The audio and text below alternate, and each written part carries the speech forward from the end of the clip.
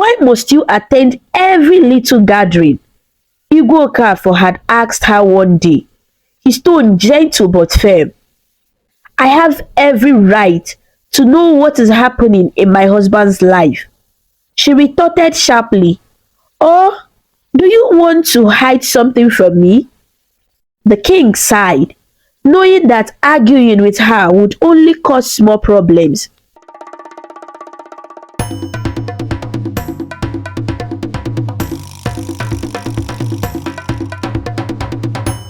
Once upon a time, in the peaceful kingdom of Okpala, there lived a noble and righteous king named Igwe Okafor. He was known throughout the land for his kindness, fairness, and generosity. Igwe Okafor was deeply loved and respected by his people, for he ruled not with an iron fist, but with a heart full of compassion. The villagers spoke highly of him, often saying, our king is like a father to us, and we are lucky to have him. Despite his warm nature and strong leadership, there was one source of constant distress in Igwe Okafor's life.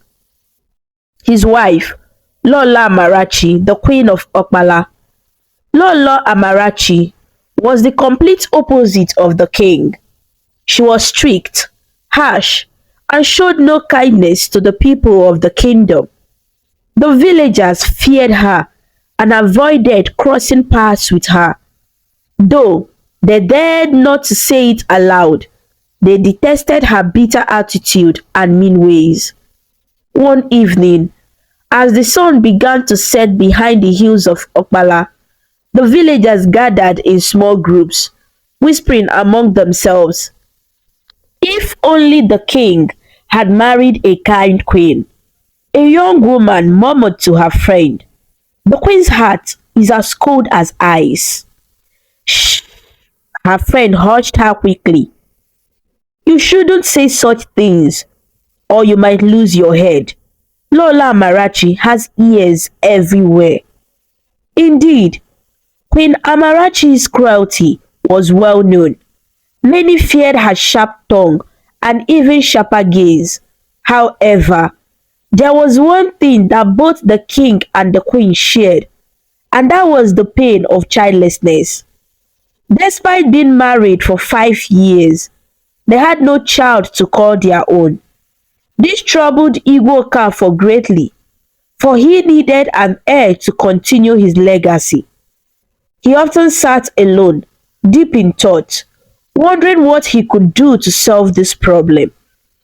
One bright morning, the king stood by the palace window, gazing out at the lush fields and the shimmering river that flowed through his kingdom. His face, usually so calm and cheerful, was marked with lines of worry. What am I to do, Chike? He asked his trusted servant, who stood beside him. Your Majesty, you have done everything within your power, Chike replied softly. Perhaps the gods have a different plan for you. I need an heir, Chike, Igwe Okafor said, his voice heavy with sadness. I need someone to take over when I'm no longer here. But no matter what we try, Lolo Amarachi remains barren. The queen, too, was troubled by her inability to bear a child. But instead of facing her pain with grace, she turned it into bitterness and jealousy. She became overly possessive of the king, fearing that he might take another wife, as was the custom in the kingdom of Okpala. Wherever the king went, Queen Amarachi was sure to follow, clinging to him like a shadow. The only time she wasn't by his side was when he had private meetings with his chiefs or elders. Why must you attend every little gathering? Igwe Okafor had asked her one day, his tone gentle but firm. I have every right to know what is happening in my husband's life, she retorted sharply. Or do you want to hide something from me? The king sighed, knowing that arguing with her would only cause more problems. He allowed her to accompany him to public events, though he wished she would let him breathe. One afternoon, as Igwe Okafor made his way back to his chambers after a long meeting with his chiefs, his eyes fell upon a young maid named Chidalo. She was busily cleaning the hallway, her dark hair falling gently over her shoulders. There was something captivating about her, her grace, her soft features, and the calmness in her eyes. She looked up and immediately lowered her gaze in respect. "Good day, your majesty," she whispered. Igwe Okeke paused, a strange feeling stirring within him. He had seen Chidalo around the palace before, but today she seemed different. He felt drawn to her in a way he couldn't explain. "What is your name, my dear?" he asked softly. "Chidalo, your majesty," she replied, still keeping her head bowed. "You are very diligent in your duties," he remarked. "How long have you been working here?" "For 3 years, your majesty. I started as a maid when I was 16. The king nodded thoughtfully. "You may continue your work," he said gently as he walked away. He couldn't shake the image of her from his mind. Her presence lingered, even as he tried to focus on other matters. Days turned into weeks, and the king found himself seeking out Chidalo more and more. He would pass by the servants' quarters under the pretense of inspecting the palace grounds, but his real intention was to catch a glimpse of her. Chidalo, shy and reserved, did her best to avoid the king's attention, for she knew that Lolo Amarachi's jealousy could be deadly. But no matter how much she tried to stay out of sight, the king's gaze always seemed to find her. One evening, as Chidalo prepared to retire to her small room, there was a gentle knock on her door. Her heart pounded in her chest as she opened it and found Igwe Okafor standing there, his expression earnest and serious. "Your Majesty," she exclaimed, stepping back in surprise. What are you doing here?" "I needed to see you," he said quietly, stepping inside and closing the door behind him. "There is something I need to say." Chidalo looked at him with wide eyes, her hands trembling slightly. "What is it, your majesty?"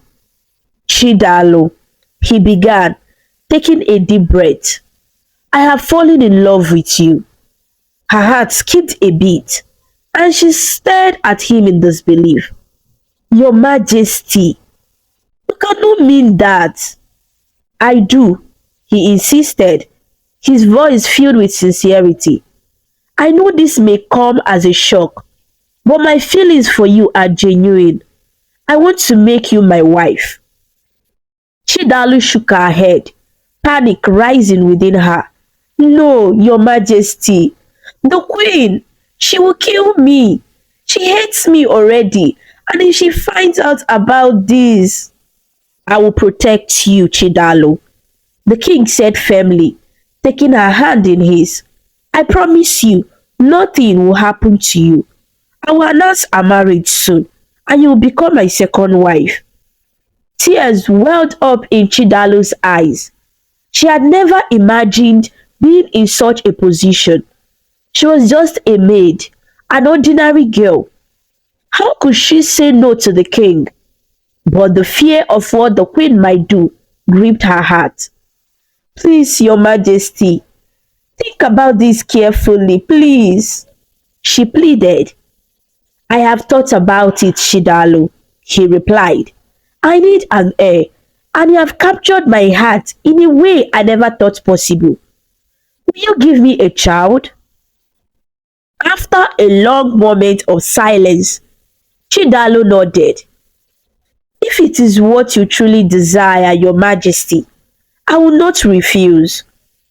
From that night on, the king would visit Chidalu's room in secret, whispering promises of love and devotion. Though she was afraid, Chidalu couldn't help but feel a sense of warmth and affection for the king. A few weeks later, she noticed changes in her body and realized with a mixture of joy and fear that she was pregnant. When she told the king the news, he was overjoyed.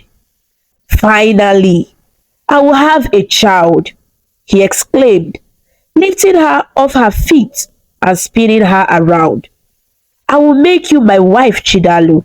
I will announce it to the entire kingdom. Chidalu, however, was filled with dread. She knew that the queen would not take the news kindly, and when the king informed Lolo Amarachi that night about Chidalu's pregnancy, the queen's fury was like a raging storm. How dare you, Okafor? She screamed, her eyes blazing with anger. You got a common maid pregnant, and now you want to marry her? I am not asking for your permission, Amarachi, the king said sternly. I'm telling you what I'm going to do. I will marry Chidalu and protect her from any harm. With that, Igwe Okafor left the queen's chambers, leaving Lolo Amarachi sitting with rage and jealousy. Queen Amarachi sat alone in her royal chambers, her face twisted in anger and frustration. Ever since Igwe Okafor had told her that one of the palace maids, Chidalu, was carrying his child, her life had been turned upside down. The news had shattered her pride, and she felt betrayed by the man she called her husband. How could he do this to her? How could he humiliate her by choosing a lowly maid over her? She clenched her fists, her eyes narrowing as she thought about Chidalu. That girl has ruined everything, she muttered to herself. But I won't let her take what belongs to me. Never. The queen's anger grew each day. She could barely sleep, and when she did, she dreamt of horrible things happening to Chidalu and her unborn child. One morning, she decided she could no longer sit idly by. She needed to take action. Summoning all her courage, Queen Amarachi marched down to the servants' quarters, her steps echoing loudly against the palace floors. The maids, who saw her coming quickly, moved out of the way, bowing their heads in fear. They knew better than to cross the queen, especially when she wore that furious expression. When Queen Amarachi reached Chidalu's small room, she flung the door open without knocking. Chidalu, who had been folding some laundry, jumped up in shock, her heart racing. Your Majesty, Chidalu stammered, lowering her head respectfully. Enough of your fake politeness, Queen Amarachi snapped, her voice like a whip. She stormed into the room, her gaze fixed on Chidalu with intense hatred. How dare you come into my palace, seduce my husband, and carry his child? She shouted, her eyes blazing with fury. Chidalu took a step back, trembling. I didn't mean for this to happen, Your Majesty. I swear, I never tried to seduce the king. It just happened. Liar, Queen Amarachi spat, pointing a shaking finger at her. You think I'm a fool? You think I don't know what's going on? You planned this all along, didn't you? Well, I'm here to tell you that it ends now. Chidalu's eyes filled with tears. Please, Your Majesty, I didn't want any trouble. I just want to do my work and take care of this baby. I have no intention of taking your place. Then leave, the queen demanded, stepping closer to Chidalu. Leave this palace and never come back. If you know what's good for you, you will disappear. Because if you don't, I will make sure you regret ever stepping foot in this palace. Chidalo gasped, her hands instinctively going to her belly. But, but where will I go? I have nowhere else to stay. That's not my problem. The queen snapped. You have one day. Leave this palace, or you would live to see tomorrow. With that, Queen Amarachi turned on her heels and marched out of the room, leaving Chidalo standing there, shaking and crying. The young maid sank to her knees, sobbing quietly. What was she supposed to do? Where could she go? She knew the queen was serious. If she stayed, she would be in grave danger. But leaving meant abandoning the life she had built here. I don't know what to do, Chidalu whispered to herself, her tears falling onto the floor. Despite the queen's threat, Chidalu decided to continue with her duties as a maid. She hoped that the queen would calm down and that everything would go back to normal. But Queen Amarachi wasn't one to let things go. Every day, she found new ways to show her displeasure. She argued with Igwe Okafor constantly, her voice ringing through the palace halls. How could you betray me like this, Okafor? Queen Amarachi shouted one evening as she confronted the king in his chambers. How could you get that wretched maid pregnant and then have the audacity to tell me that you want to marry her? The king sighed, rubbing his forehead tiredly. Amarachi, I have told you many times. It's within my right as king to marry another wife. What I did was not against the traditions of our kingdom. You know that. But you choose a common maid, Okafor, a nobody. How do you think that makes me look in the eyes of our people? She demanded, her voice trembling with anger. This is not about you, Amarachi, Igwe Okafor said firmly. This is about the future of our kingdom. I need an heir, and if Chidalo can give me a child, then I will marry her, whether you approve or not. The queen glared at him, her face contorted with rage. You think I will just stand by and let you replace me with her? You think I will let you humiliate me like this? Amarachi, no one is replacing you, the king said gently. You are still my queen, but you have to understand. I understand perfectly well, she screamed, cutting him off. You want to throw me aside for that girl and her child, but I won't let that happen. Never. The king looked at her sadly. Amarachi, you are letting your anger consume you. I care about you, and I won't let you harm Chidalo or our unborn child. If you do anything to hurt her, I will not hesitate to take action against you. With that, Igwe Okafor left the room, leaving Queen Amarachi standing there shaking in fury. She couldn't believe what she had just heard. How dare he threaten her, the queen, over a maid?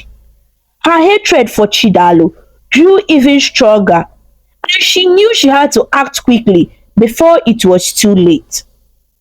One afternoon, while Chidalo was sweeping the courtyard, Queen Amarachi approached her with a smile that sent shivers down the maid's spine. Chidalo, she called sweetly, making the young maid look up in surprise. I brought you some drink. Chidalo eyed the cup in the queen's hand suspiciously. What is it, your majesty? It's a special tonic, the queen said, her voice dripping with false kindness. It's supposed to help pregnant women stay strong and healthy. Drink it. It's good for you. Chidalo hesitated.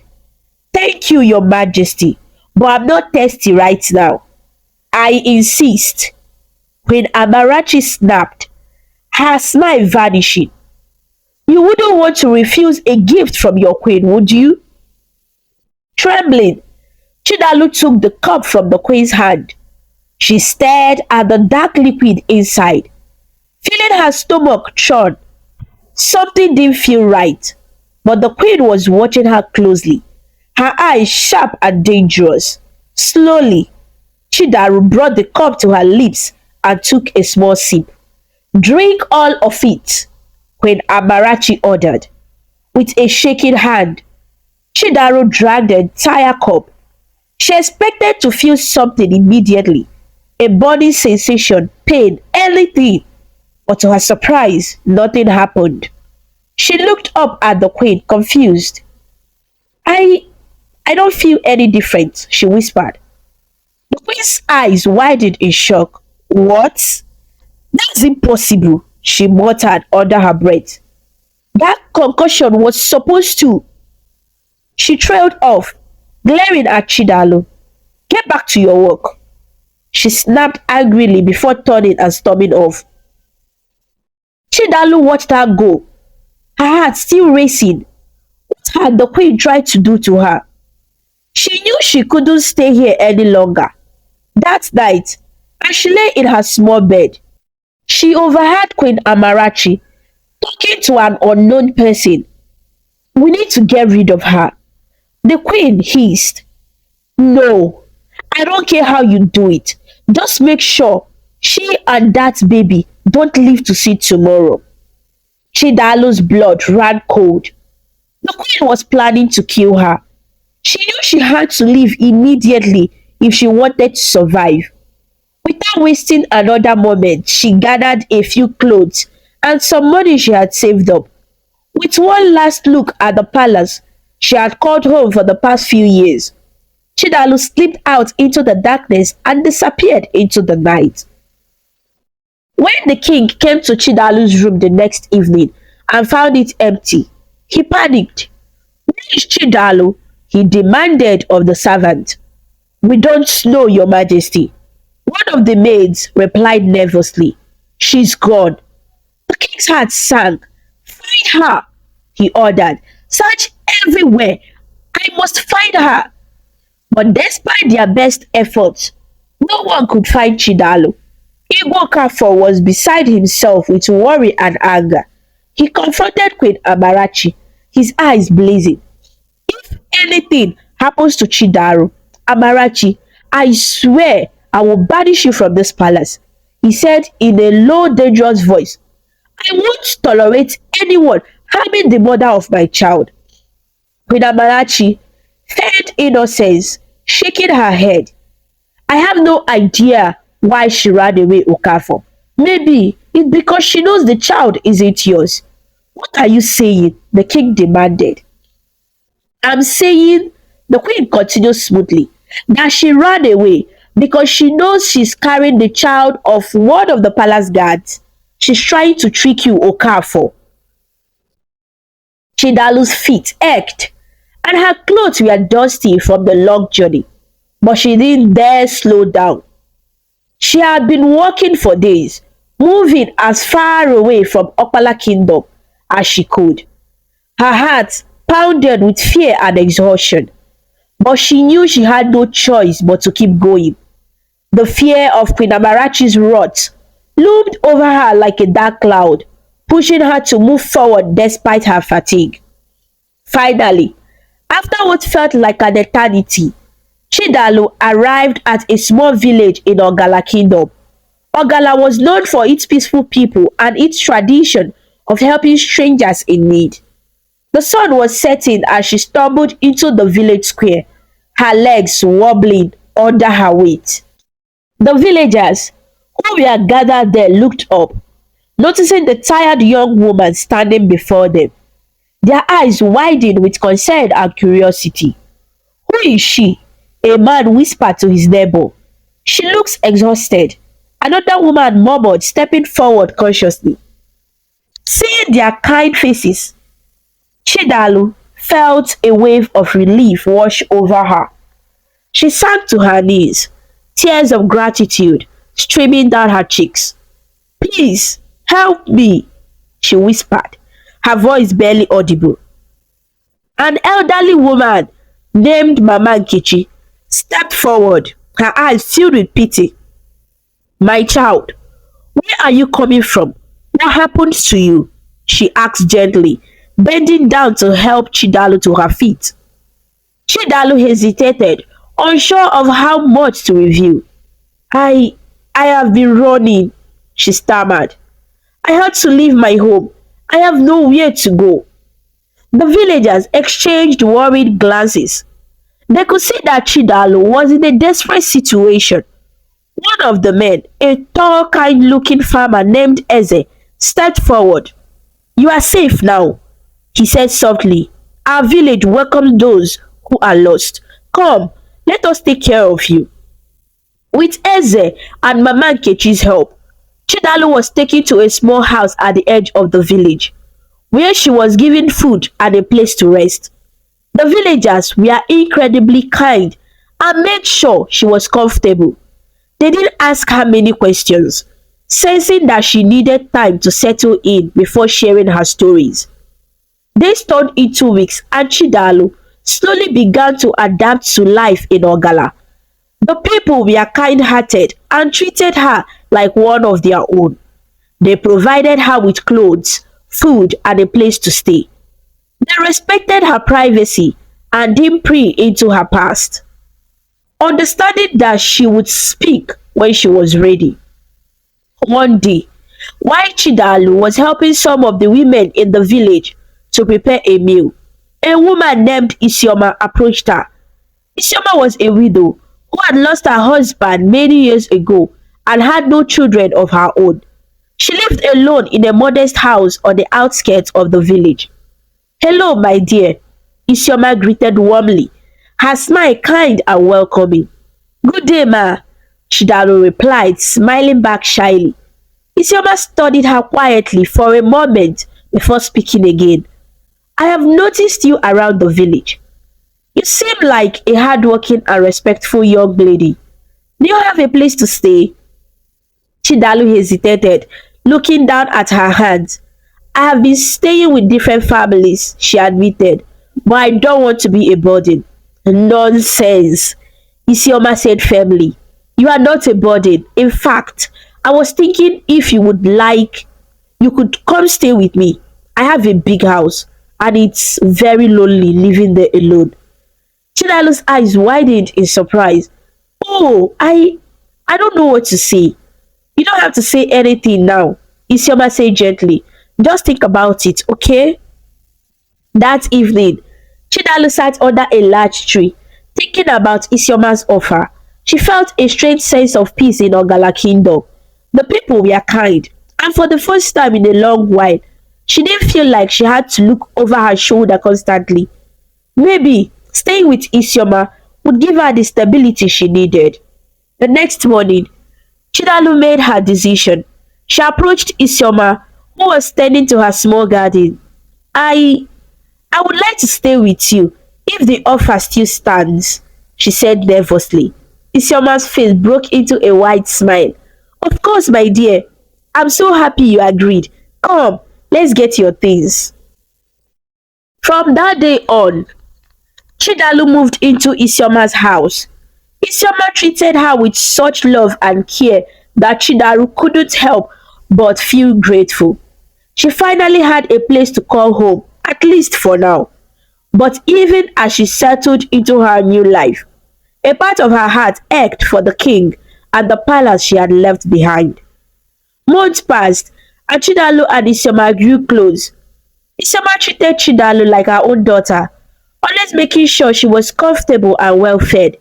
But there was one thing Isioma couldn't understand: why Chidalu, such a beautiful young girl, had run away from her home. One evening, as they sat together after dinner, Isioma decided to ask. Chidalu, she began softly, you have been here for some months now, and I have never asked you why you left your home. I don't want to pry, but I'm worried about you. Chidalu lowered her gaze, her fingers fiddling with the edge of her wrapper. She had avoided talking about her past for so long, but she knew that Isioma deserved to know the truth. Taking a deep breath, she began to speak. I came from Okpala Kingdom, she said slowly. I was a maid in the palace there. Isioma's eyebrows rose in surprise. The palace? What happened? Chidalu hesitated for a moment, then continued. The king, Igwe Okafor, he fell in love with me. He promised to marry me and make me his second wife. Isioma's eyes widened in shock. What? You are to be married to the king?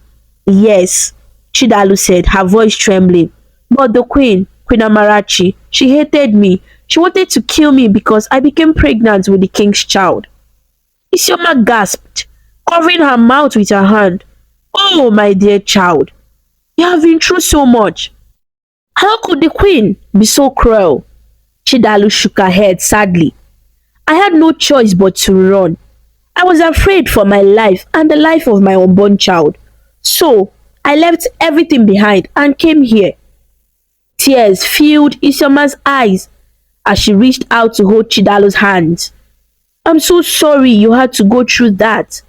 But don't worry, Chidalu. You are safe here with me. I will protect you and your baby. Chidalu smiled through her tears, feeling a warmth in her heart that she hadn't felt in a long time. Thank you, Ma.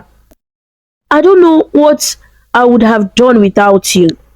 Meanwhile, back at Okpala Kingdom, Queen Amarachi's life was spiraling out of control. She still couldn't conceive, and her frustration had grown into desperation. She had tried everything, herbs, prayers, and offerings to the gods, but nothing worked. Each day, without a child, made her more resentful and bitter. One dark evening, she decided to seek help from the most feared witch doctor in the neighboring kingdom. With a heavy heart and a restless mind, she made the journey to the witch doctor's hut. The air inside was thick with smoke and the smell of strange herbs. The witch doctor, an old man with piercing eyes, looked up as she entered. What brings the Queen of Okpala to my humble abode? He asked, his voice low, menacing whisper. Queen Amarachi knelt before him, her head bowed in desperation. I have come for your help. I need to have a child. I will do anything. The witch doctor's lips curled into a sinister smile. Anything, you say? Yes, anything, she whispered, her voice filled with desperation. Very well, the witch doctor murmured, his eyes gleaming with dark intentions. But you must know, the price will be high. I don't care. Queen Amarachi cried, just make me pregnant. The witch doctor studied her for a moment, then nodded slowly. I can help you, but you must do exactly as I say. Come back every week and we'll perform the rituals. Queen Amarachi agreed, and over the next few months, she returned to the witch doctor's hut repeatedly. Each time, she followed his instructions without questions. But as the rituals continued, something changed. The witch doctor began making inappropriate advances, and soon Queen Amarachi found herself caught in a web of lies and deceit. One evening, after another ritual session, the witch doctor turned to her, his eyes gleaming with a strange light. Now that we have completed the rituals, I will make you pregnant myself. Queen Amarachi's eyes widened in shock, but her desperation was so great that she agreed. She believed that after everything she had done, this was her only chance to bear a child, and so she let herself be drawn further into the darkness, all in the name of fulfilling her twisted dream of motherhood. Back in Ogala, Chidalu continued to live peacefully with Isioma, unaware of the dark path Queen Amarachi had taken. For now, she was safe. A few days after the ritual with the witch doctor, Queen Amarachi began to feel unusual sensations in her body. It started with a queasiness in her stomach, followed by a strange craving for foods she unusually disliked. Her servants noticed her growing discomfort and whispered among themselves, wondering if the queen had finally fallen ill. One morning, as she sat at her vanity, brushing her hair, Queen Amarachi paused, her hand resting on her belly. She felt a faint, fluttering sensation, something she had never experienced before. A sudden realization washed over her, and her heart raced with excitement and fear. Could it be? She murmured to herself, placing her other hand on her abdomen.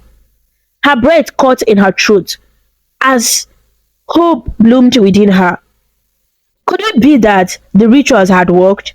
Could she finally be carrying a child? Without a moment's hesitation, Queen Amarachi ordered her maid to prepare her carriage.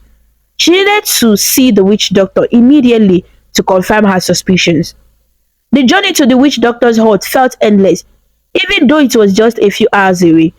And as soon as the queen arrived, she rushed inside, her face flushed with excitement. Ezedibia, Ezedibia, she called, her voice trembling with eagerness. The old man emerged from the shadows, his eyes glinting with an unsettling calmness. Queen Amarachi, he greeted, his voice low and gravely. What brings you back to my humble abode so soon? I think I'm pregnant, she whispered, her hand shaking slightly. I can feel it. Is it true? Am I finally going to have a child? The witch doctor's gaze sharpened, and he stepped forward, placing a bony hand on her belly. He closed his eyes and muttered something under his breath. After a few tense moments, he opened his eyes and nodded slowly. Yes, Queen Amarachi, you are indeed carrying a child, he confirmed. The rituals have been successful. Tears of joy welled up in the queen's eyes, and she let out a small cry of relief. Thank you, Ezedibia, thank you. You have no idea how much this means to me. But before she could say more, the witch doctor raised a hand to silence her. There is something you must know, he said seriously. This child you carry will not be like other children. Queen Amarachi's smile faltered. What do you mean? The witch doctor's expression grew grave.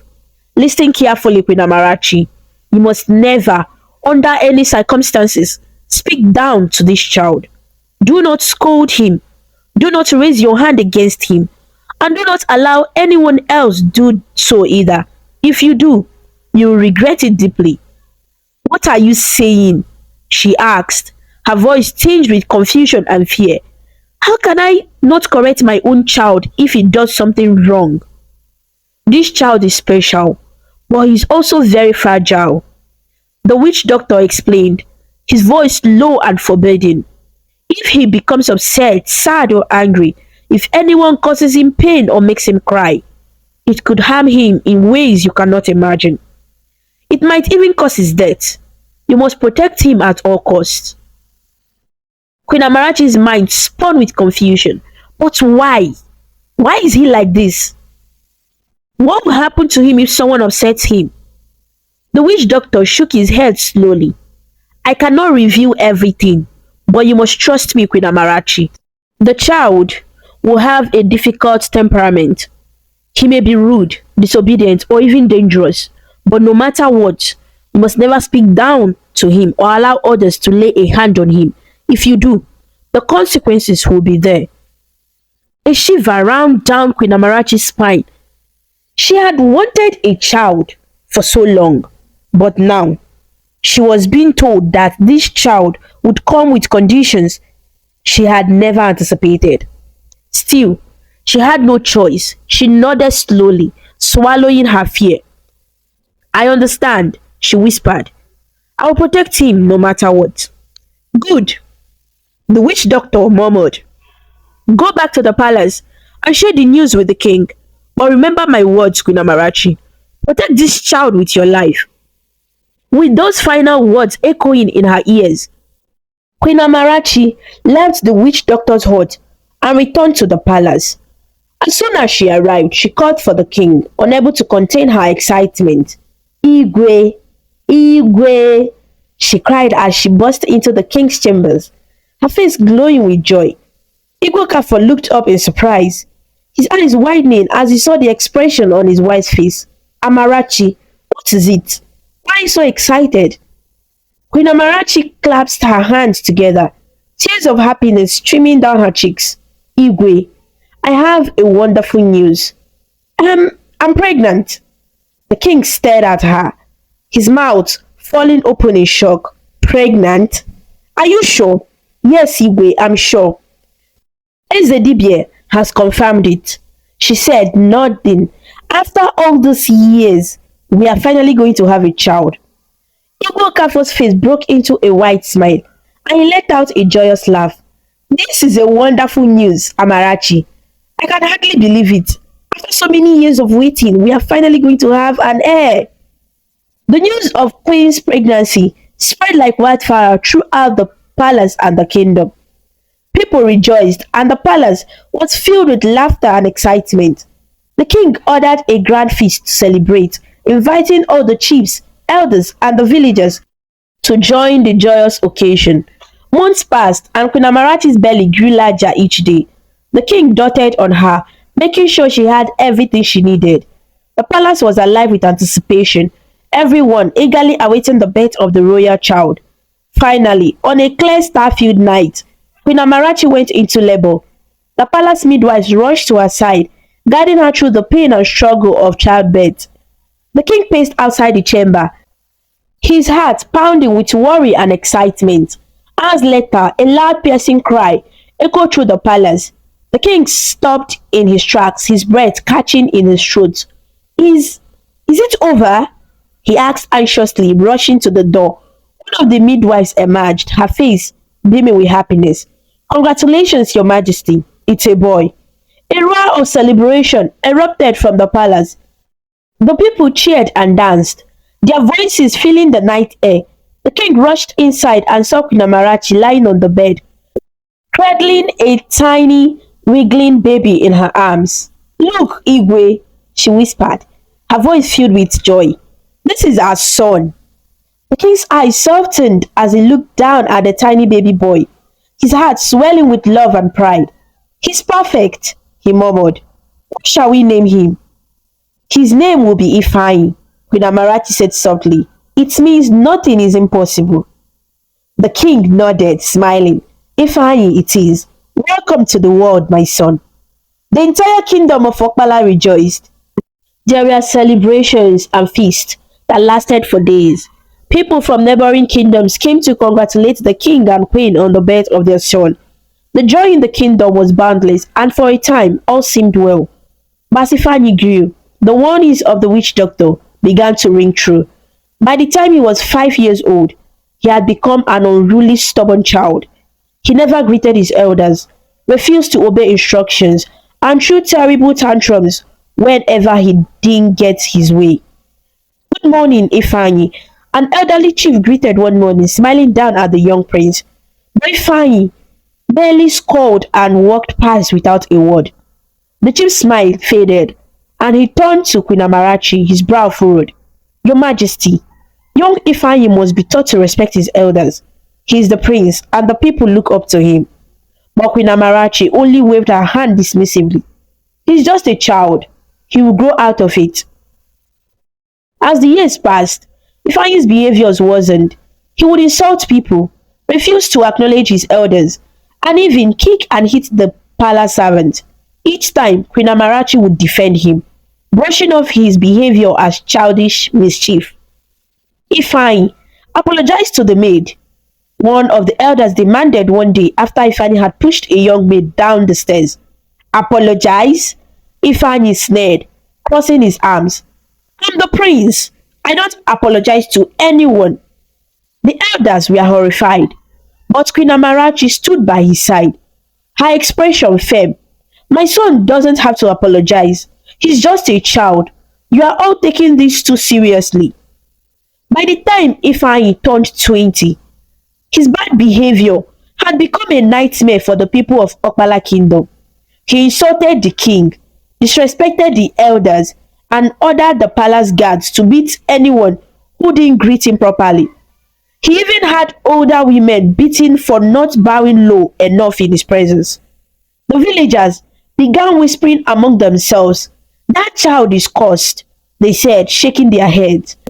He is a bad omen, but who will dare speak up? Queen Amarachi protects him like a lioness protects her cub. And so, Ifeanyi continued to wreak havoc, his mother's protection shielding him. In Ogala Kingdom, life had settled into a peaceful rhythm for Chidalo. The years had passed quietly, and the memories of her time at Okpala Kingdom seemed like a distant dream. She no longer thought of the palace or the king, instead, focusing all her love and energy on raising her daughter Adaeze.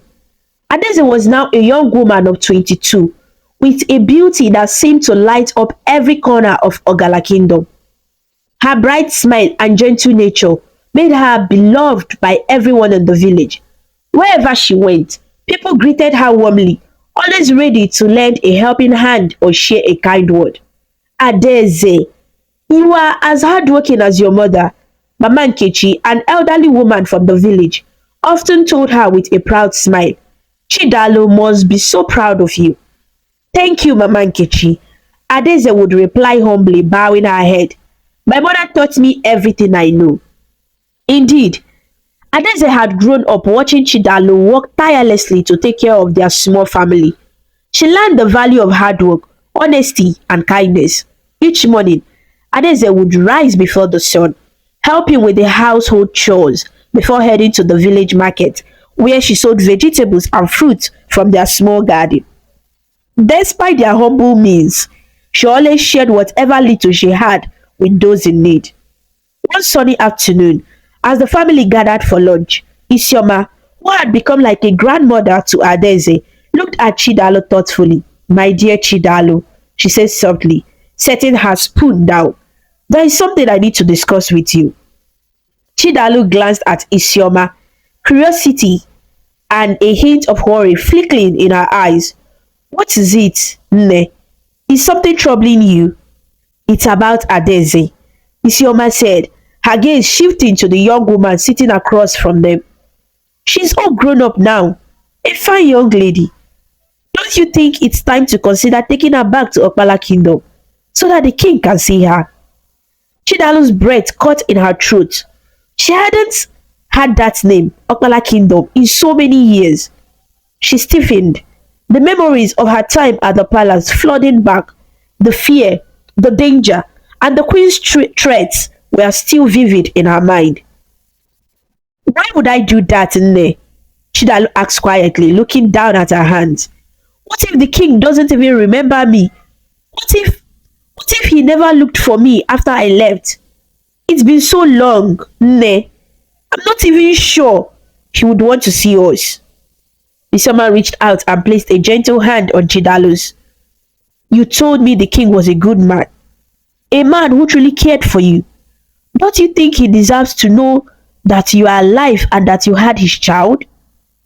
Chidalo shook her head, her heart pounding. I'm not sure, Nne. What if it brings more trouble? The queen was dangerous. She wanted me dead back then. Who knows what she would do if she saw me again? Isioma sighed, her eyes filled with sympathy. I understand your fear, my dear, but Adaeze deserves to know where she comes from. She deserves to know her father. Adaeze, who had been listening quietly, looked up, her brow furrowed in confusion. Mother, what are you both talking about? What's all this about the king of Okpala Kingdom? Chidalo's heart ached as she looked at her daughter. How could she explain everything to Adaeze?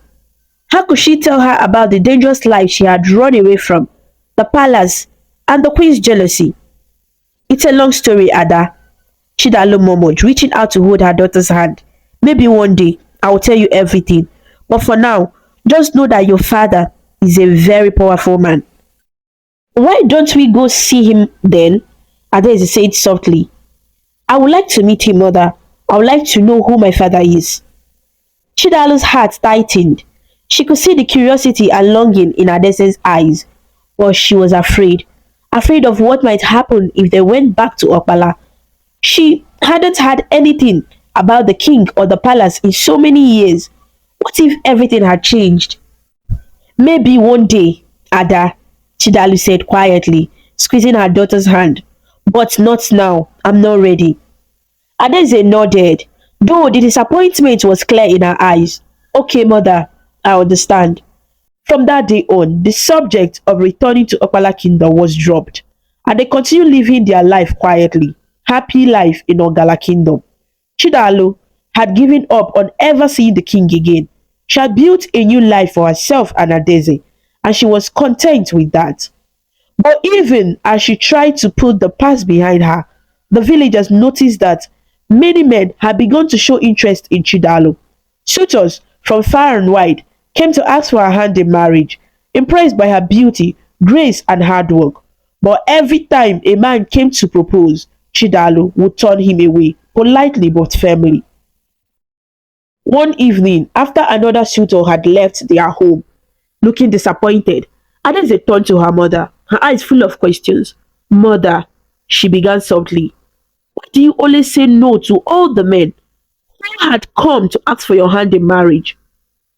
Don't you want to get married and have a family of your own?" Chidalo smiled gently, brushing a stray hair from Adaeze's forehead. "Oh, my Ada, I already have a family. I have you and I have nnes. That's all I need." "But you deserve to be happy too, mother," Adaeze insisted. "You have spent your whole life taking care of me and Isioma. Don't you want someone to take care of you?" Chidalo's smile faltered slightly and she looked away, a distant sadness in her eyes. "It's not that simple, Ada. There are things in my past that make it hard for me to move forward. But I promise you, I am happy. I don't need a husband to complete my life. I have you, and that's enough."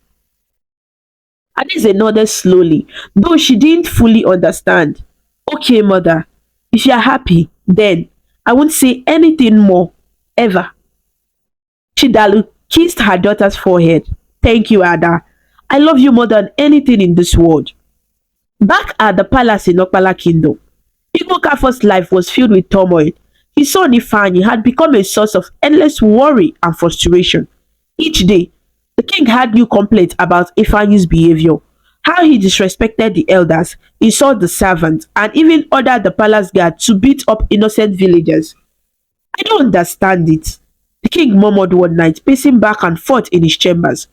"Where did I go wrong with him? Why is he like this?" Queen Amarachi, who was sitting nearby, merely shrugged, her expression indifferent. "He's just a child, my king. You're worrying too much. He will grow out of it." "He's not a child anymore, Amarachi," the king snapped, frustration seeping into his voice. "He's 20 years old, and he behaves worse than a spoiled toddler. The people are afraid of him. They say he is cursed." Queen Amarachi's eyes flashed with anger. "How dare they call my son cursed? He's not cursed, Okafor. He's just strong-willed." "Strong-willed?"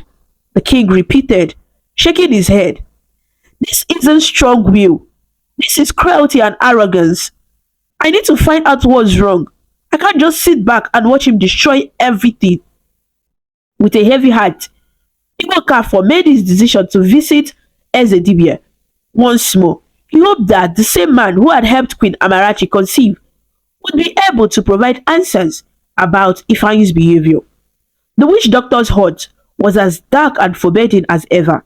As the king stepped inside, the old man looked up, a knowing smile on his lips. "Igwe," he greeted, his voice low and airy. "What brings you back to me after all these years?" "It's about my son Ifeanyi," the king said, his voice strained. "There is something wrong with him. He's cruel, arrogant, and dangerous. I need to know why." The witch doctor's smile widened. "There is nothing wrong with your son, Igwe.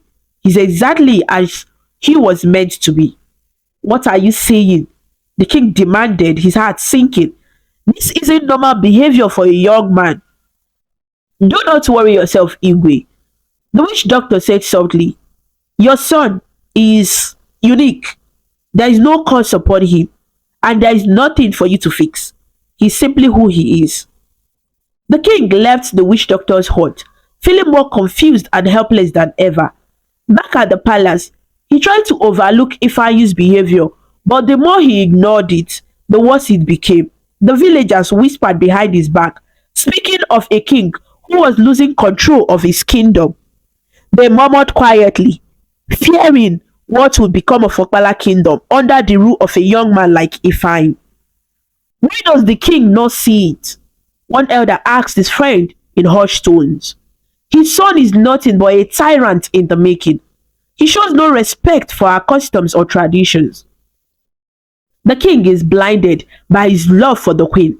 The other elder replied sadly. Queen Amarachi would not allow anyone to discipline Ifeanyi.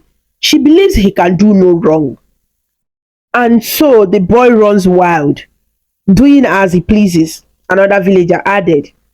He beats up the guards, insults the chiefs, and treats us common folk like that. The elders and villagers spoke among themselves, but no one dared voice their concerns to the king or the queen.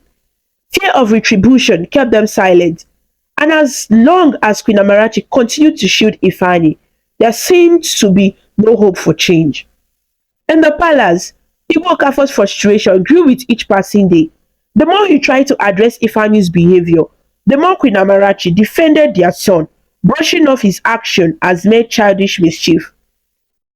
Amarachi, you need to open your eyes, Igwe Okafor said sternly one evening after another heated argument with Ifeanyi.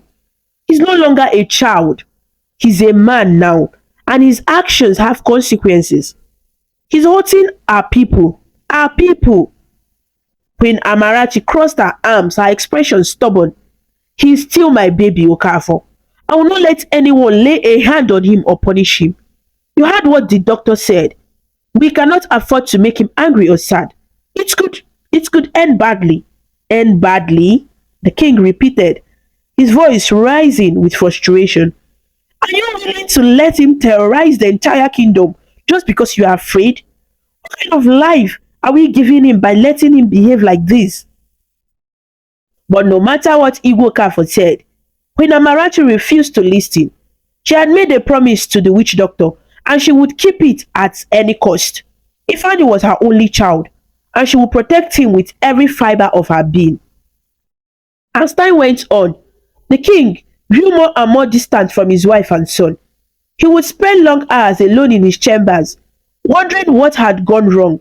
He thought back to the days when he and Chidalu had been happy together, when life was simpler, and he had dreamt of a future filled with love and laughter.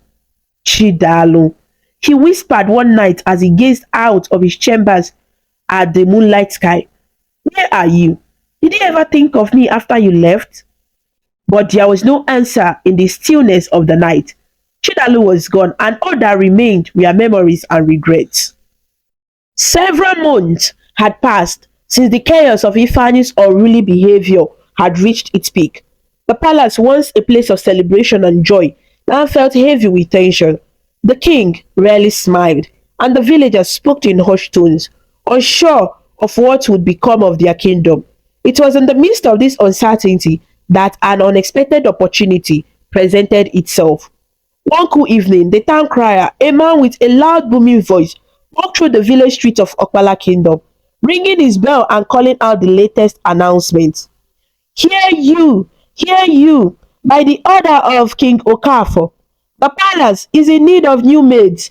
All young women from Okpala Kingdom and neighboring kingdoms are invited to come and compete for a position in the royal palace. Come one, come all. The contest begins in 3 days. The news spread quickly. Everywhere people turned. They had excited whispers and discussions about the opportunities. Families encouraged their daughters to participate, seeing it as a chance to serve in the royal palace and possibly earn favor with the king.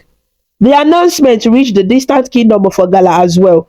Chidalu and Isioma, who were sitting together outside their small house, heard about the competition from a traveler passing by.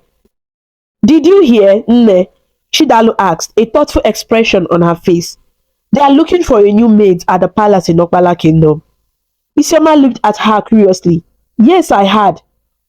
What of it, Chidalu? Chidalu bit her lip, her mind racing. I've been thinking, what if Adaeze goes to Okpala Kingdom to join the contest?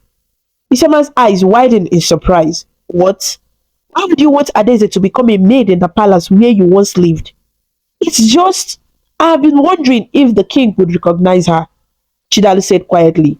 She's his child after all. What if there is some connection he feels, some spark of recognition? Maybe he will see her and know that she's his daughter. Isioma frowned, shaking her head. But Chidalu, you never told Adaeze who her father is. She doesn't know that she is the king's child. I know, Ne, Chidalu murmured, her voice filled with uncertainty. But maybe this is the only way. I don't want to go back there myself. It's been so long, and I'm afraid of what might happen. But Adaeze, she's brave. She's strong. Maybe she can find out if the king even remembers me or if he cares. Isioma was silent for a long moment. Then she nodded slowly. If this is what you truly want, Chidalu, then we must tell Adaeze about the contest and let her decide. She's old enough to make her own choices. That evening, as the three women sat together for dinner, Chidalu turned to her daughter, her heart pounding. Ada, I have something to discuss with you. We have something to discuss with you. Adaeze looked up, her eyes curious. Okay, mother, what is it? Chidalu took a deep breath, then began to explain. The palace at Okpala Kingdom is looking for new maids. There will be a contest in 3 days, and I was thinking maybe you could go and try out for a position. Adese's eyes lit up with excitement. Really, mother? I would love that. To work in a palace. What an honor. But why Okpala Kingdom? Chidalu hesitated. She couldn't tell her daughter the whole truth. Not yet. Instead, she smiled softly. It's a great opportunity, Ada. You will get to experience a new kingdom, meet new people, and maybe even serve the king himself. I think it's time you had a new adventure. Adese's smile widened. Her excitement growing. I would love to go, mother. Thank you for suggesting it. I promise I'll do my best. Chidalu's heart ached as she looked at her daughter's beaming face. She prayed silently that the king would see what she saw, the resemblance, the grace, the kindness, and know that this beautiful young woman was his daughter. The day of the contest arrived quickly. Adaeze, dressed in a simple yet elegant gown, stood among dozens of other young women who had come from various kingdoms. There were tests of skill, intelligence, and grace. Each event was designed to find maids who could serve the royal family with dignity and respect. Adaeze performed each task with ease, her natural charm and beauty shining through. She passed all the tests and was selected as one of the new maids for the palace of Okpala Kingdom. When her name was called, Chidalu felt a surge of pride and relief. She watched as her daughter, radiant with happiness, prepared to leave for the palace. Remember, my child, Chidalu whispered as she hugged Adaeze goodbye. Be strong and true to yourself. Don't let anyone mistreat you. I love you. I love you too, mother. Adaeze replied, her voice filled with determination. I will make you proud. You and Nne.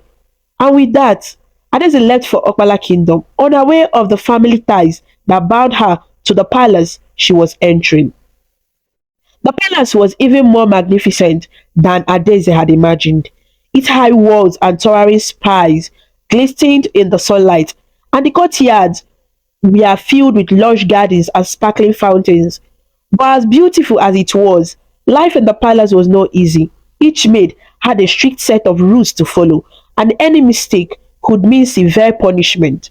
Within a few weeks, Adeze's beauty and grace caught the attention of Prince Ifeanyi.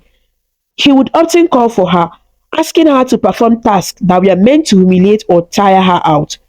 He seemed to take pleasure in ordering her around, as if he enjoyed watching her struggle. You there! Ifeanyi's voice rang out one day as Adaeze was sweeping the palace hallway. Come here at once. Adaeze looked up startled. Yes, your highness. Clean my shoes, Ifeanyi commanded, his voice dripping with arrogance. And do it quickly. I don't have all day. Yes, your highness. Adaeze replied quietly. She knelt down and began polishing his shoes. Her hands trembling slightly, but she kept her head down, determined not to show any fear or resentment. Whenever Adaeze made even the slightest mistake, Ifeanyi would call the guards to beat her. Though the pain was terrible, Adaeze bore it silently, refusing to give Ifeanyi the satisfaction of seeing her cry. One day, after another unjust punishment, Queen Amarachi noticed the bruises on Adeze's arm. What happened to you? She asked sharply, her gaze narrowing. Nothing, Your Majesty. Adaeze replied softly, bowing her head. I made a mistake, and Prince Ifeanyi ordered the guards to discipline me. Queen Amarachi's lip tightened, but she said nothing more. She turned away, her face expressionless. From that day on, the queen began watching Adaeze closely, her sharp eyes missing nothing. Things took an unexpected turn one afternoon when Adaeze was sent to clean the king's chambers. As she entered, she saw Igwe Okafor sitting by the window, gazing out thoughtfully. Good afternoon, Your Majesty, Adaeze said quietly, curtseying deeply. The king turned to look at her, and for a moment he froze, his eyes widened, and he felt a strange sensation wash over him. It was as if he had seen a ghost. The girl standing before him, there was something so familiar about her. Who are you? The king asked, his voice barely above a whisper. I am Adaeze, Your Majesty, she replied, keeping her gaze lowered. I'm one of the new maids from Ogala Kingdom. Ogala Kingdom? The king repeated, his heart pounded. And your parents, where are they? My mother is in Ogala Kingdom, Your Majesty, Adaeze said softly. I do not know my father. The king nodded slowly, his mind racing. There was something about this girl, something that stirred memories he had buried deep within. He watched her as she continued cleaning, his thoughts swelling with confusion and curiosity. When Adaeze left the room, Igwe Okafor couldn't stop thinking about her. The way she moved, her eyes, her smile, everything about her reminded him of Chidalo. But how could that be? Chidalo had disappeared so many years ago. Could it even be possible? No, it was just a coincidence, he told himself firmly. Yet, the feeling lingered, haunting him. Days later, Prince Ifeanyi laid yet another false accusation against Adaeze. When Queen Amarachi wanted to punish her, the king stepped in, his voice calm but firm. That's enough, Amarachi, he said quietly. She's just a maid, let her be. Queen Amarachi turned to him, her eyes flashing with suspicion. Why are you defending her, Okafor? This kindness you are showing her, I hope you are not planning to make the same mistake you did years ago. The king's face darkened and he stepped closer. His gaze hard. Amarachi, don't push me. I am the king and I'll protect anyone I choose to protect. I won't let you mistreat this girl simply because Ifeanyi doesn't like her. Queen Amarachi's eyes narrowed. Her lips pursed in anger. So, you are planning to repeat the past, aren't you? She hissed, stepping closer to the king. I think I don't remember what happened with that maid. She bewitched you, made you fall for her, and now this one is trying to do the same. That's enough, Amarachi. Igwe Okafor snapped, his voice booming through the room. Don't speak of things you know nothing about. Adaeze is a young girl, just trying to do her job. I won't have you punish her for no reason. Queen Amarachi glared at him, her face flushed with fury. You are making a fool of yourself, Okafor. People are already whispering about you and this maid. Don't you dare bring shame upon this palace again. Igwe Okafor stood his ground, his eyes hard. I have said what I needed to say. Leave the girl alone. That's the end of it. With that, the king turned and walked away, leaving Queen Amarachi standing there, sitting with rage. She watched him go, her hands clenched into fists at her sides. Something about this girl, Adaeze, was different.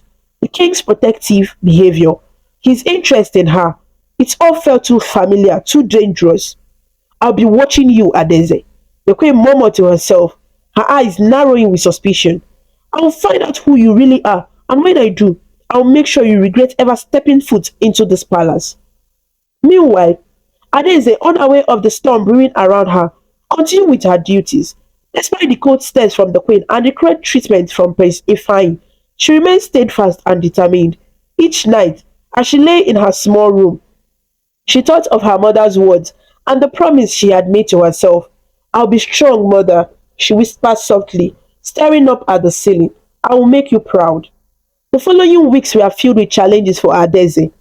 Prince Ifeanyi continued to torment her, finding new ways to make her life miserable.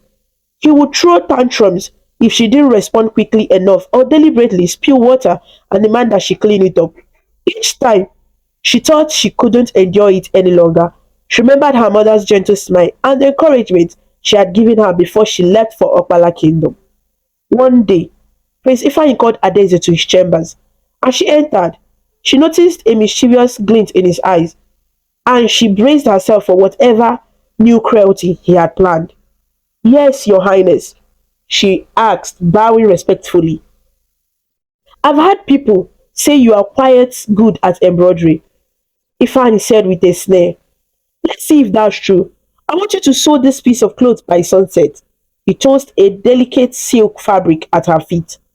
Adeze picked up the cloth, her fingers trembling slightly.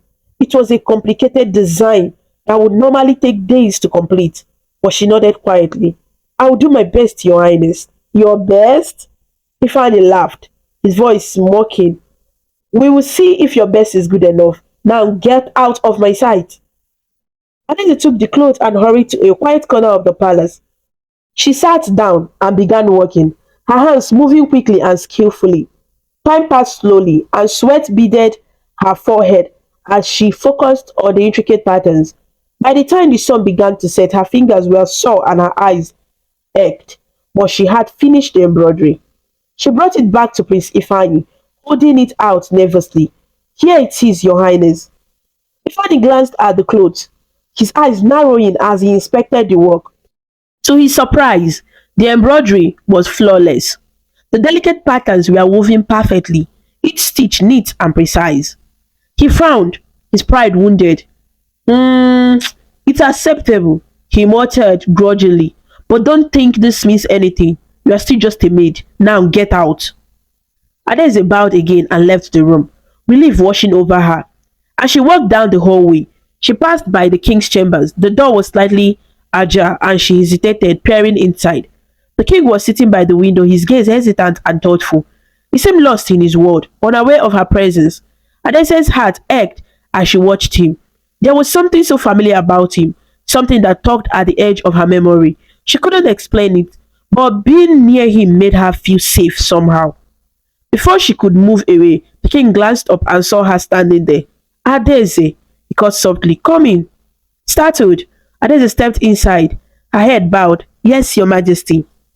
The king studied her quietly for a moment, then smiled faintly. How are you finding life in the palace? I know it must be difficult.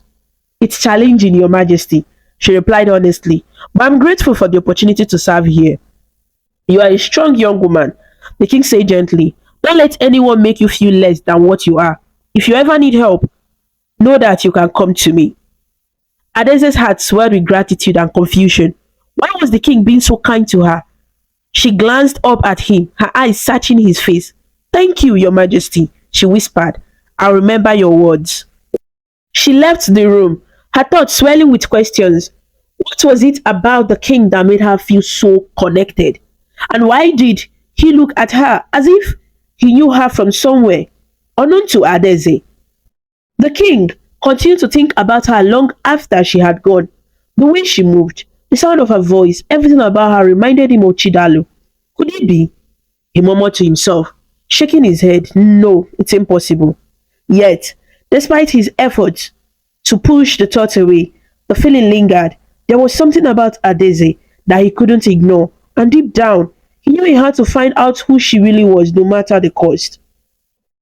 Back in Ogala Kingdom, Chidalu was restless ever since Adaeze had left for Okpala Kingdom to work as a maid in the palace. Chidalu found herself unable to sleep or eat properly. She spent most of her days and nights in fervent prayers, kneeling on the floor of her small room with her hands clasped tightly together. Please, let the king recognize her. She whispered over and over again, her voice filled with longing. Let him see the truth. Let him see that she is his daughter. Isioma often found Chidalu in the same position, her face wet with tears, and would gently place a hand on her shoulder. Don't worry, my dear, Isioma would say softly. The gods are watching over Ada. Everything will happen as it should. But the worry in Chidalu's heart refused to ease. She knew Queen Amarachi's cruelty all too well. What if something happened to Ada? What if the queen found out who she was and tried to harm her? Please protect her, Chidalu whispered one morning, her gaze fixed on the rising sun. Protect my daughter and guide her steps. Meanwhile, back at Okpala Kingdom, an unexpected visitor arrived at the palace gate one sunny afternoon. The elderly seer, a man known throughout the land for his wisdom and ability to communicate with the gods, had come to pay a visit to the king. His hair was white as snow, and he leaned in a wooden staff as he walked, his eyes sharp and clear despite his age. I wish to speak with the king, the seer told the guards at the entrance. The guards exchanged puzzled looks but did not dare refuse him entry. The seer's presence commanded respect, and his words were often seen as message from the gods themselves. He was quickly escorted to the king's private chambers. Igwe Okafor looked up in surprise when the seer entered. Elder, you honor me with your presence, he said, standing up to greet him. What brings you to my palace? The seer bowed his head respectfully. I bring a message, Igwe, but first, I must tell you of something that caught my eye as I entered your palace. The king raised an eyebrow, curiosity piqued. What did you see? A young maid, the seer said slowly, his voice thoughtful. I saw her outside, and I could not help but be struck by her resemblance to someone I knew many years ago. Her features, her eyes, her presence, they remind me of a woman I once met here in this palace. A woman named Omasiri, and that's your mother. The king's breath caught in his throat. My mother, he whispered, his heart pounding. What are you saying, elder? I am saying, the seer continued, that it's rare, almost impossible, for someone to look so much like another unless they are of the same bloodline. The girl, Adaeze, I believe her name is, she looks just like your mother when she was younger. Igwe Okafor felt a strange sensation wash over him, a mixture of hope and fear. Could it be true? Could Adaeze be... Okay, Chidalu. Yes, Chidalu, but Chidalu left so many years ago. The king murmured, his mind racing. She disappeared without a trace. I never knew what happened to her. The seer nodded slowly. Yes, but it is possible that she didn't live alone. What if she had a child? A child that you never knew about? The king's eyes widened. A child? Yes, Igwe. It is a possibility you must consider. The seer said gently. The gods have placed this girl in your path for a reason. I believe it is your duty to uncover the truth. Igwe Okafor stood up, his heart pounding wildly. Could it be that Adaeze was his daughter? Had Chidalu given birth to their child and kept it a secret all these years? I need answers, he whispered to himself, his hands trembling slightly. The seer placed a hand on the king's shoulder. I will go and consult the gods, Igwe. I will ask them to reveal the truth, but until then, I advise you to keep an eye on the girl. Treat her with kindness. If she is indeed your child, you will know soon enough. The king nodded, his thoughts swelling with confusion and hope. Thank you, elder. Please, let me know as soon as you have answers. After the seer left, the king found himself drawn to Adaeze more and more. He would watch her quietly as she went about her duties, noting the way she moved, the way she smiled. Each time he looked at her, the resemblance to Chidalu seemed more and more apparent. Unable to resist, the king began offering her small acts of kindness, an extra portion of food, a softer bed in the maid's quarters, lighter duties. He even went as far as giving her small gifts, a beautiful hairpin, a delicate bracelet, things that no other maid received. Adaeze was bewildered by the king's behavior. One day, as she swept the palace courtyard, she paused, glancing at the king who was sitting nearby. Your Majesty, she called hesitantly. The king looked up, smiling gently. Yes, Adaeze. Why are you being so kind to me? She asked softly, confusion clear in her eyes. I'm just a maid, Your Majesty. There are many others like me. Why are you treating me differently? The king hesitated, choosing his words carefully. You remind me of someone I once knew, he said quietly. Someone very dear to me. I don't know why, but I feel a connection to you. A connection? Adaeze repeated, her brow furrowed. But how can that be? I don't know, the king admitted, his voice filled with uncertainty. But I want you to know that if you ever need anything, anything at all, you can come to me. Adaeze nodded slowly, still confused, but touched by the king's kindness. Thank you, your majesty. I will keep that in mind. As the days passed, Queen Amarachi's jealousy grew stronger. She noticed the way the king treated Adaeze, the way he smiled at her and spoke to her gently. Each act of kindness from the king felt like a dagger to her heart, reminding her of the time he had fallen for Chidalo. Not again. She muttered to herself one evening as she paced back and forth in her chambers. I won't let him fall for another maid. I won't let him betray me again. Determined to put an end to what she perceived as a growing threat, the queen began plotting. She sought out a few loyal guards, men who would do anything for money and power. I want you to get rid of that maid, she whispered as she met the guards in a secluded corner of the palace at night. Take her far away from here. Take her to the evil forest where she won't survive. The guards exchanged uneasy glances. But your majesty, she's just a maid, one of them said hesitantly. Why must we go to such lengths? Because she's not just a maid, the queen snapped, her voice low and dangerous. She's trying to take everything from me. Do you understand? I want her gone forever. The guards nodded reluctantly. Yes, your majesty, it will be done. But one of the guards, a young man named Obina, hesitated. He was in a relationship with one of the maids in the palace, Ijoma, Adaeze's closest friend. That night, as he sat with Ijoma, his conscience weighed heavily on him. There is something I need to tell you. Obina murmured, his gaze downcast. Ijoma looked at him curiously. What is it, Obi? You look troubled. It's about Adaeze, he whispered, glancing around to make sure no one else was listening. The queen. She's planning to have her kidnapped and taken to the evil forest. Ijoma's eyes widened in shock. What? Why? What has Adaeze done to deserve that? She has done nothing, Obina says sadly, but the queen thinks she's a threat. She believes the king is becoming too close to her and doesn't want her to become another Chidalo, like she said. Ijoma's heart pounded in fear. We have to warn Adaeze. We can't let this happen. No, Ijoma. Obina grabbed her hand. His eyes filled with desperation. If anyone finds out I told you, we'll both lose our lives. You can't say anything. But Obina, please promise me. He pleaded. Promise me you won't tell anyone. Ijoma stared at him, her heart aching. I promise, she whispered reluctantly. But I can't just do nothing, Obina. I can't let them hurt Adaeze. Obina closed his eyes, guilt and fear swelling inside him. I know, but we have to be careful. One wrong move and it's over for us. As Ijoma sat there, her mind raced with thoughts of how to protect her friend without putting Obina in danger. One thing was certain, she had to find a way to warn Adaeze before it was too late. The night was quiet in Okpala Kingdom. The stars glittered brightly above, and the palace was involved in an airy stillness. But inside one of the small rooms in the maid's quarters, Ijoma was wide awake, pacing back and forth as thoughts raced through her mind. She couldn't get Obina's words out of her head. The queen's plan to harm Adaeze weighed heavily on her, and she knew she had to do something.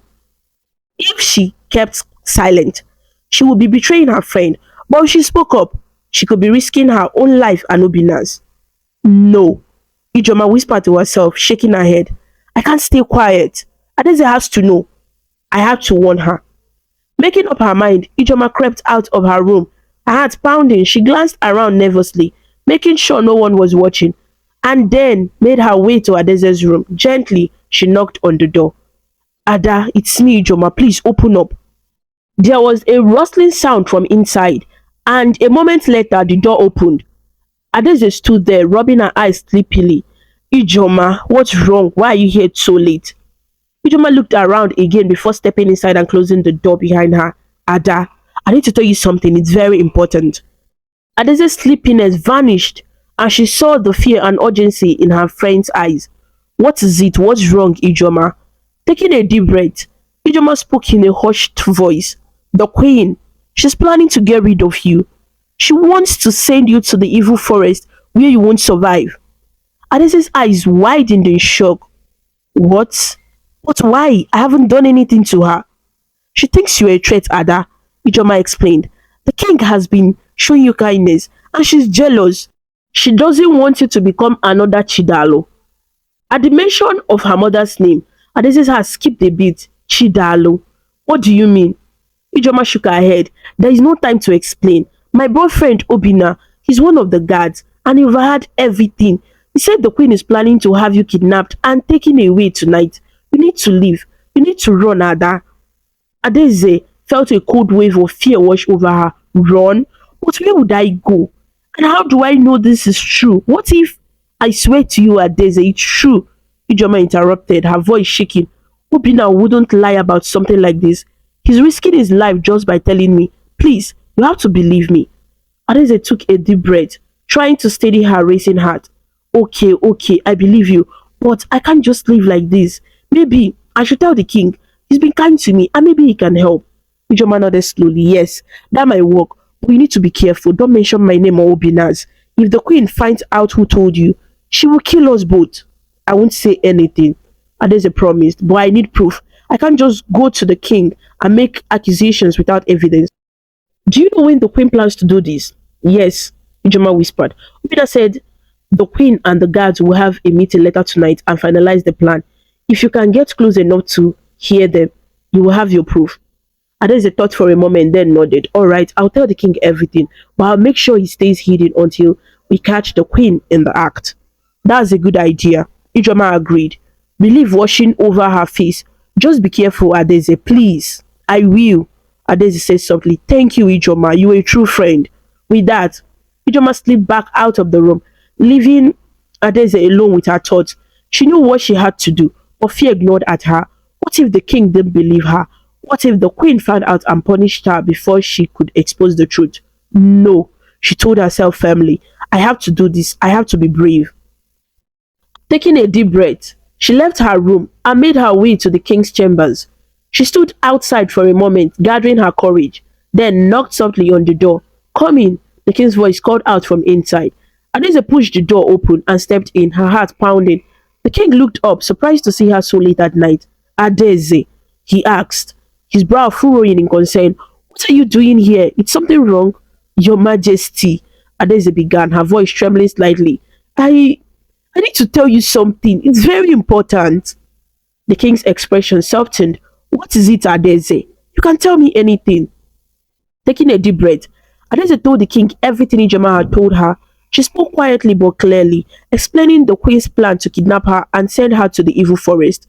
The king listened in silence, his face growing darker and darker with each word. She's planning to do it tonight. Adaeze finished, her voice barely above a whisper. But I don't have any proof, Your Majesty. I thought maybe if you hide nearby, you could catch her in the act. The king sat back, his eyes filled with a mixture of anger and disbelief. Amarachi, my own wife, plotting such evil, he murmured. I should have known. Your Majesty, please, Adaeze said softly. I don't want you to confront her until we have proof. If you do, she might find another way to harm me. Igwe Okafor looked at her, his gaze filled with sadness. You are right, Adaeze. I won't say anything until I see it with my own eyes. I will be there tonight. Thank you for telling me. Adaeze bowed her head. Thank you, Your Majesty. Please be careful.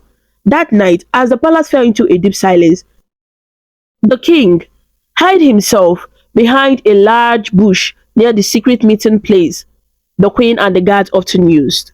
His heart pounded as he waited, his eyes fixed on the clearing. After what felt like hours, he heard footsteps approaching. Is everyone here? The queen's voice hissed quietly. Good. We must move quickly. I want Adaeze gone by morning. Take her to the evil forest and make sure she doesn't return. One of the guards, shifting uneasily, spoke up. But Your Majesty, the evil forest is dangerous. No one enters, comes out alive.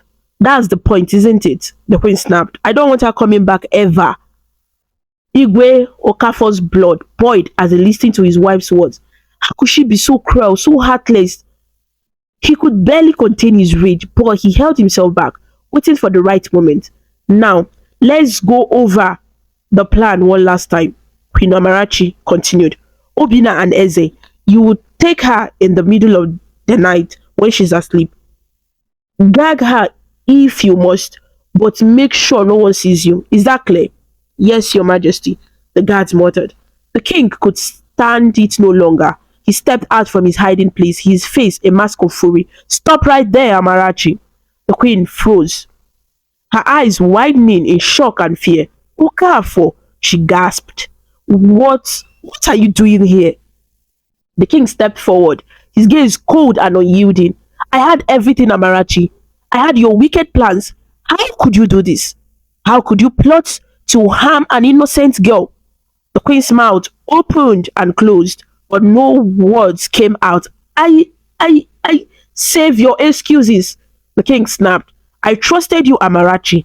I thought you had changed, but you are the same cruel woman who drove Chidalo away all those years ago. Chidalo, the queen whispered, her face turning pale. What are you talking about? I know everything, the king said quietly, his voice laced with bitterness. You drove her away because she was carrying my child, and now you are trying to do the same thing again. Okafor, please, the queen cried, falling to her knees. I had to protect myself and the throne. I thought, enough, the king thundered. You'll be punished for this, Amarachi. You and all who helped you. The queen wept, her tears falling onto the ground.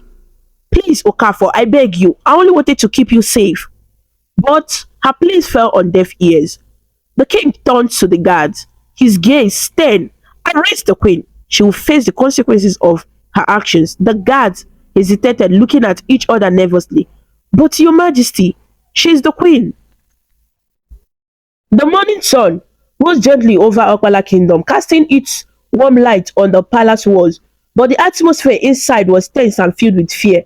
The news of Queen Amarachi's arrest spread rapidly, and whispers echoed through the palace halls.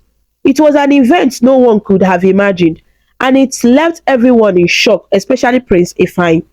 When the prince finally heard about what happened, he stormed through the palace corridors, his face twisted with anger. Servants scurried out of his path, trembling in fear as he bellowed his rage. He finally burst into the king's chambers, his eyes blazing. How dare you arrest my mother? Ifeanyi shouted, his voice echoing through the room. What were you thinking? Igwe Okafor sat on his throne, his expression calm yet firm. Your mother plotted to harm an innocent girl, Ifeanyi, he said quietly. I cannot allow such evil to go unpunished, even if it's my own wife. She's your wife, my mother. Ifeanyi's voice shook with fury. She's the queen. How could you treat her like a common criminal? Because her actions were those of a criminal, the king replied, his voice growing harder. She planned to have an innocent girl taken away to the evil forest to die. I will not stand for it. Release her, Ifeanyi demanded, his hands clenched into fists. Release her right now, or else. Or else what, Ifeanyi? The king interrupted, his eyes narrowing. What will you do? There was a long silence as Ifeanyi glared at his father, his chest heavy with anger. His gaze darted around the room until it landed on a ceremonial knife resting on a nearby table. Without thinking, he grabbed the knife and turned back to face his father, the blade trembling in his hand. Release her, or you will regret it, he glowed, his voice low and dangerous. Igwe Okafor's eyes widened slightly, but he remained calm. Put down the knife, Ifeanyi. This is not the way. But Ifeanyi's face twisted with rage and pain. You care more about that maid than you do about your own wife and son, he screamed, his voice breaking. You are a disgrace, father. Before anyone could react, Ifeanyi lunged forward and drove the knife into his father's side. No! Igwe Okafor gasped, his eyes widening in shock as he stumbled backward. He clutched his side, blood spilling over his hand as he crumpled to the ground. The guards in the room rushed forward, but Ifeanyi was already running, the knife clattering to the floor behind him. Catch him! One of the guards shouted, but Ifeanyi moved quickly, dodging past them and disappearing into the palace grounds. Your Majesty, a guard cried out, kneeling beside the king. We need to get you help immediately. Call the healer, the king whispered, his voice weak. Quickly! The palace erupted into chaos. Servants ran to fetch the healer, and guards spread out to search for the fleeing prince. Meanwhile, the king was carefully carried to his private chambers, where the healer arrived within minutes. The healer, a middle-aged woman with kind eyes and gentle hands, walked quickly to clean and bandage the king's wound. Stay still, your majesty, she murmured as she applied a poultice to stop the bleeding. The wound is deep, but I'll do everything I can. As the healer attended to the king, Adaeze, who had heard the commotion, rushed into the room. Your Majesty, she cried, her eyes filling with tears at the sight of the king lying pale and weak on the bed. What happened? He will be fine, the healer assured her through her voice. He just needs rest and care. Adaeze nodded, wiping away her tears as she knelt beside the king. Please be strong, your majesty. You will recover. I know you will. Igwe Okafor turned his head slightly, his eyes focused on Adaeze. Adaeze, he murmured, his voice faint. There is something I need to ask you. Yes, your majesty. Adaeze leaned closer, her heart aching at the sight of his pain.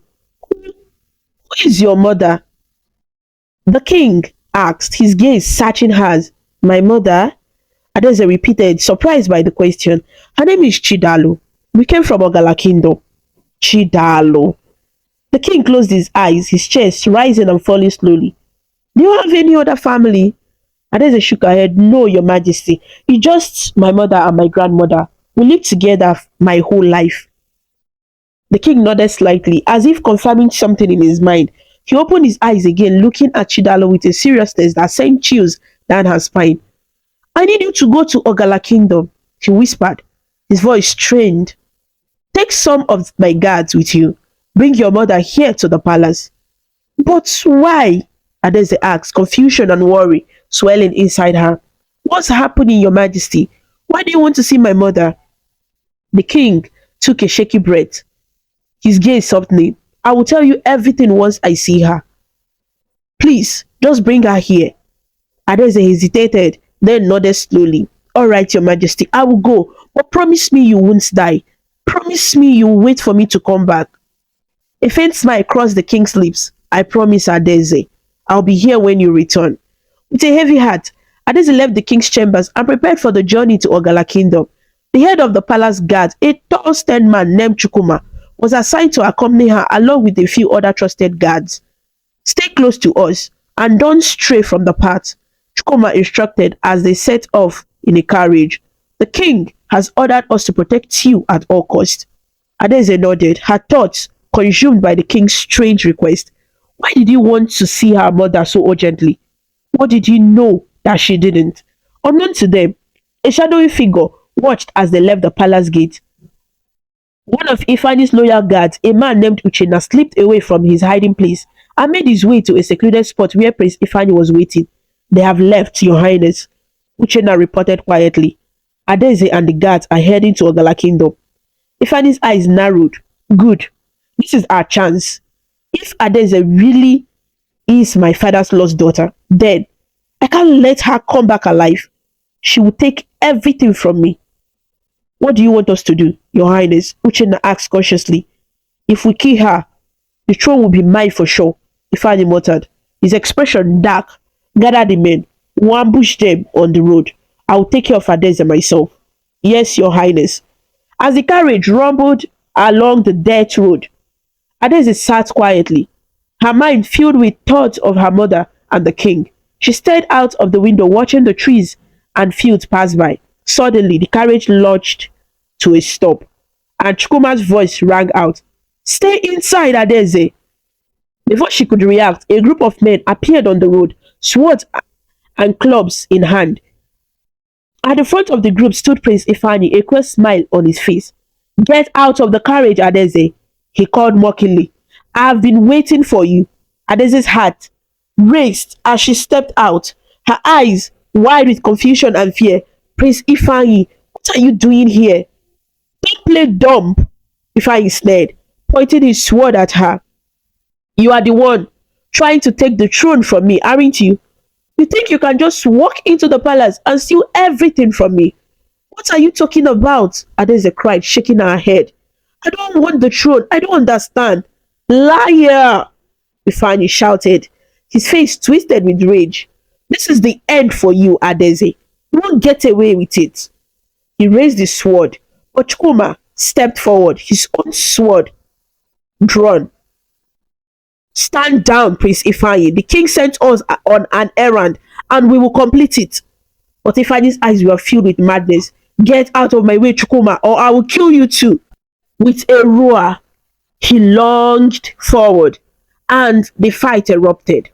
The guards clashed with Ifeanyi's men, swords clanging and shouts filling the air. Adaeze backed away, fear gripping her as she watched the chaos unfold. Stop this! She screamed, but her voice was lost in the din of battle. Chukwuma fought fiercely, his eyes locked on Ifeanyi. You are making a mistake, Your Highness. Stop this madness. But Ifeanyi refused to listen. He swung his sword widely, but Chukwuma, swift and skilled, sidestepped and struck. With a swift motion, Chukwuma's sword found its mark and Ifeanyi gasped, stumbling back. The prince's men, seeing their leader fall, turned and fled into the forest. Ifeanyi dropped to his knees, clutching his wound, his eyes filled with shock and disbelief. Adaeze, he whispered hoarsely, his voice filled with bitterness and pain. You won't win. You won't win. With that, he collapsed onto the ground, unconscious. Adaeze stood frozen, her heart pounding wildly. What just happened? Chukwuma lowered his sword, his face grim. You are safe now, Adaeze. The king will be told of what transpired here. We must go back to the palace at once. As the guards lifted the fallen prince into the carriage, Adaeze glanced back at the road ahead, her mind reeling. What did all this mean? What had she done to deserve such hatred? And most importantly, who was she really? The palace guards returned to Okpala Kingdom with heavy hearts, carrying the wounded and unconscious Prince Ifeanyi back in the carriage. Blood stained the front of his royal robes, and his face was pale and clammy. As they arrived at the palace gate, the news of what had transpired spread quickly, causing whispers and gasps of shock among the servants and officials. Quickly, get the healer, Chukwuma ordered as they carefully lifted the prince out of the carriage. We need to inform the king about what has happened. The guards carried Ifeanyi into a private chamber and laid him gently on the bed. His breathing was shallow, his eyes remained closed, his chest barely rising and falling. The healer rushed in moments later, her face etched with concern as she began to examine the prince's wounds. What happened? She asked, looking up at Chukwuma. He attacked us, Chukwuma explained, his voice strained. He tried to kill Adaeze, and we had no choice but to defend ourselves. I didn't mean to hurt him this badly. The healer nodded grimly. I will do my best, but the wound is deep. He needs to rest and time to heal. Leaving the healer to tend to the prince, Chukwuma and the other guards went to see the king, who was still recovering from his own injury. When they entered the king's chambers, they found him sitting up in bed, his face pale but alert. What news do you bring? Igwe Okafor asked, his voice weak but steady. Your Majesty, we have returned with the prince, Chukwuma began, bowing his head. There was a confrontation on the road. Prince Ifeanyi attacked us, and in the fight he was stabbed. We didn't intend to harm him, but he tried to kill Adaeze. The king's face tightened with pain and disbelief. Where is he now? He is with the healer, Your Majesty, Chukwuma replied softly, but he is not doing well. Igwe Okafor closed his eyes, struggling to process the news. His own son, the boy he had raised and loved, had turned against him, and now, because of his anger and jealousy, he lay on the brink of death. Take me to him, the king said finally, his voice barely more than a whisper. I must see him. With the help of his guards, the king was carefully brought to Prince Ifeanyi's chamber. As they entered, the healer looked up, her expression grave. Your Majesty, he's very weak, she said quietly. He keeps calling for his mother. Igwe Okafor's heart tightened. Despite everything, despite all the pain and anger, Ifeanyi was still his son. He moved closer to the bed, looking down at the pale face of the boy he had raised. Ifeanyi, The king whispered, reaching out to gently touch his son's hand. Can you hear me? Miss Ifeanyi's eyelids fluttered open, and for a moment his gaze was unfocused. But then his eyes found the king, and tears filled them. Father, um, I'm so sorry, he whispered, his voice weak and broken. I didn't mean to. Shh, don't speak, the king said gently, his own eyes filling with tears. You need to rest. Don't worry about anything now. Boyfriend shook his head weakly. I want to see mother. Please, bring her. I need to see her. The king hesitated, then turned to the guards. Bring the queen from the prison. A few minutes later, Queen Amarachi was escorted into the room. When she saw her son lying so weak and helpless, a cry of anguish escaped her lips. Ifeanyi, she screamed, rushing to his side. My son, what has happened to you? Mother, Ifeanyi murmured, his voice barely audible. I'm tired. I can't do this anymore. No, no, don't say that, Queen Amarachi cried, clutching his hand. You're going to be fine. Just hold on. Don't leave me. Ifeanyi, please. Boy Ifeanyi breathing grew shallow, and his eyes fluttered closed. I'm sorry, mother, he whispered one last time, and then with a final shuddering breath, he was gone. No! Queen Amarachi screamed, throwing herself over his lifeless body. No, no, no, my son, my baby, please, come back. Don't leave me. The king turned away, his heart aching with a grief he couldn't express. He had lost his son, his only child, or so he had thought. As Queen Amarachi wept, the elderly seer entered the chamber. His face was somber, and his eyes held a wisdom that made the room feel even heavier. Queen Amarachi, the seer said quietly, it's time for the truth. Confess your deeds, or you will carry this guilt forever. Queen Amarachi shook her head, sobbing. I did nothing wrong. I just wanted to protect my son. Lies will not bring him back, the seer replied softly. The truth is the only way to find peace. The queen continued to cry, but under the seer's steady gaze, her resolve crumbled. She looked up at the king, tears streaming down her face. I'm sorry, she whispered. I lied to you, Okafor. I lied to everyone. What are you saying? The king asked, his voice tight with anger and pain. Ifeanyi was not your son, Queen Amarachi confessed, her voice trembling. I was desperate to give you an heir, but I couldn't get pregnant, so I turned to the witch doctor. Ezedibia, he promised to give me a child if I slept with him. The king's eyes widened in shock. You did what? I did it for us, the queen cried, her voice breaking.